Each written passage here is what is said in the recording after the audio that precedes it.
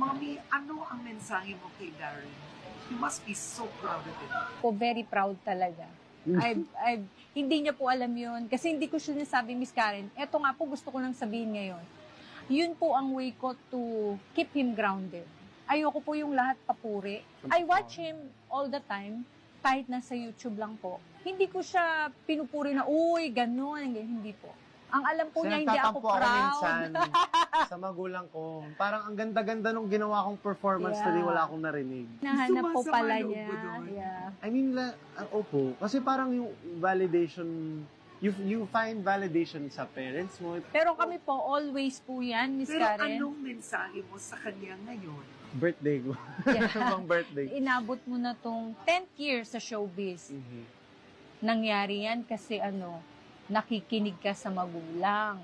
Daddy, myself, and Linel are so proud. Hindi mo man alam yun, hindi man namin nababanggit. Pero sa katotohanan, very proud kami kahit hindi namin we are not very vocal po kasi.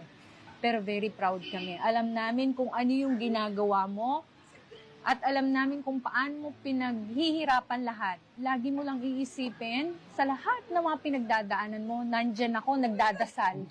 Darren, si Darren, naiiyak. Yeah. Lahat ako, ang ano ko sa'yo palagi is, nagdadasal. Alam mo kung bakit? Kasi sa mundong ginagalawan mo, magulo pala. So, kailangan mo ng maraming dasal. And you know, ang i-advise ko sa'yo, huwag kang bibitaw sa kanya. Kalma ka lang, kahit ano yung pagdaanan mong bagyo, ang Diyos hindi natutulog.